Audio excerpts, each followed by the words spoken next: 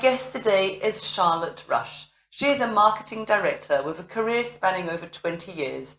In recent months, she has started to embark on a journey of becoming a lived experience speaker, telling her story, which details how she has been shaped by grief and how she's now playing an active role in moving beyond it. An orphan by the age of 5, Charlotte is currently writing a book about her life, which was initially merely a form of therapy for herself. She now hopes that by sharing her story, she can help others understand how you can emerge from a life defined by grief to build something meaningful and loving. It's a story of resilience, about how even the darkest and most disabling challenges life can throw at you can be overcome with drive and determination and a growing understanding of the grieving process. So welcome to the show, Charlotte. Lovely to have you here. How are you doing today? I'm good, thank you. How are you? I'm really good, thanks. I'm interested to have our conversation because as we know, the nation has been grieving at the moment. But before we dive into our interview, the first question that I ask everybody is, what does the word unbroken mean to you? I guess unbroken to me is being able to adapt to life's biggest challenges that are thrown at you, both physically and mentally. And for me, particularly, it's being resilient to things. And resilience is fundamentally about strength for me, being able to stand strong through life's biggest challenges. Yeah, but we mentioned in the bio that by 5 years old you had lost both of your parents. Can you tell us a little bit about that? Because I can't imagine at 5 that you would have resilience, you would have strength. No, and that's why I guess I'm 40 now, and I say I'm on the start of my journey, and I now feel comfortable about sharing my story and how I've basically lived with grief all of my life, and how it manifests itself, but actually how I've hopefully used that in a positive way. Also because I don't know any different. I basically didn't have any parents. I didn't grow up with parents or having them in my life, so it's how I've adapted that way. They died in separate circumstances. My mother died when I was 4, and she unfortunately took her own life. And for me, I word it now very differently to how I would have done, because obviously a lot of people say committed suicide, things like that, but to me, you commit murder, you do bad things like that. A crime then, doesn't it? It's a crime. Yeah. And as I've grown and I've understood it more and done my own research, because I've had to do that for myself and my own understanding, because I guess that's where my life was defined and started when I was 4 and she made that decision. And I would say she took her own life, so she decided to take herself away from the life she was living, but ultimately she is in a better place for her. Not that that's made it any easier for me growing up, I suppose, but I've now come to think of it like that rather than it being a negative. Having that drive and determination to still do things that actually hopefully they're looking down and going, I'm proud of her, that she's what she's achieved. Do you feel their presence? Do you feel they are around you? Sometimes.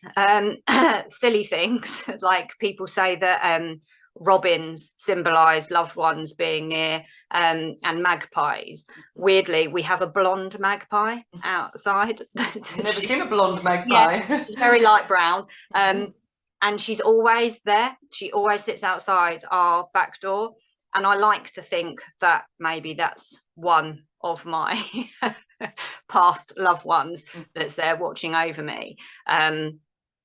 And we talk about my parents. We make them very much part of our girls' lives. They understand that people go to heaven and around death and grief, because I couldn't hide it. It's part of me, and it has always been a part of me. And I think that's important. to instill that in my children as well, that actually you are here, but terrible things can and unfortunately do happen.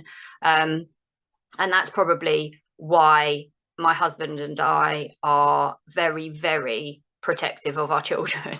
I'm also more likely to apparently struggle with life in general and go off the rails, so to speak. And I think that's probably where I've pushed my drive and determination to not be like that. Yes.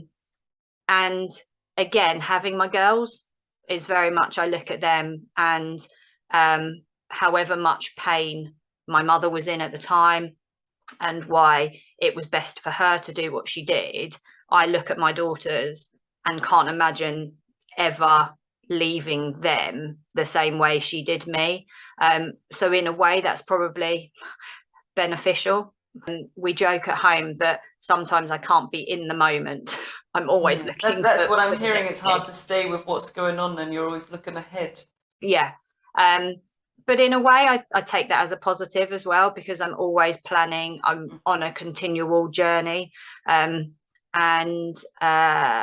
Yeah, I am very contented with my family, my home, my career, and how I think I've grown as a person through what I've been through. Yes, I'm wondering, the writing of the book, we know that you're not writing it yourself because you said it would be too emotive. Has this been a healing process to work with a ghostwriter to write this story? 100%. I started, I think it was an off the cuff remark somebody said to me years ago, oh, you should write a book, Charlotte, because of what you've been through and how you've dealt with it. And actually, I find writing, I'm in the marketing industry, so actually I find writing and being creative the natural thing for you. A natural form of therapy, if you like. So initially I started writing the book as a form of therapy purely for myself. I didn't want anyone else to read it. I didn't want anything like that.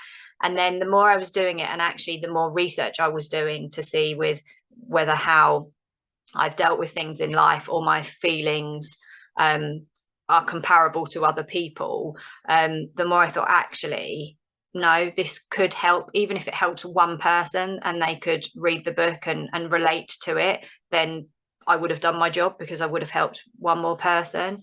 And also, like I said, I'd love to be able to do more work with schools and children and education settings around helping bereaved children. What's the thought of going public, sharing your story with the world potentially? What does that do to you? It is quite scary, even coming on today. I know I've told you I was very nervous, because it's not something that I've naturally ever shared with people. Like I said to you, it's just my life, and it's how I've lived my life. Do you have any advice for anybody listening right now that's struggling with grief or coming to terms, or in one of the many stages that you talk about? I would say talk, share your story, because actually it lifts a little bit of a weight off yourself to do it, and appreciate that all grief is personal and we will deal with it very, very differently, and get help if you are struggling and you feel that you can't see a way out of it. Like I said earlier, it's about that growing around the grief. The grief's always going to be there, but it's being able to grow around that. There are so many amazing networks, communities, charities, help groups out there. And it is just sharing that story so that you can help others and others can help you as well.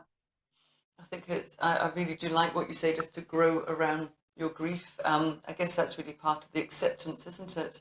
Yes, yeah. Coming to terms and realizing that they're not coming back. Yeah, definitely. Well, Charlie, I know you were very nervous before you came on to share your story. It's not something you do very, very often yet, but you're going to become a speaker. You're hoping to, but you did great. So I just wanted to really thank you so much for sharing your story. And it's brilliant to see just how you have bounced forward, how resilient you are, and how you can have a life that you are content with. So thank you so much for coming on the show. Thank you.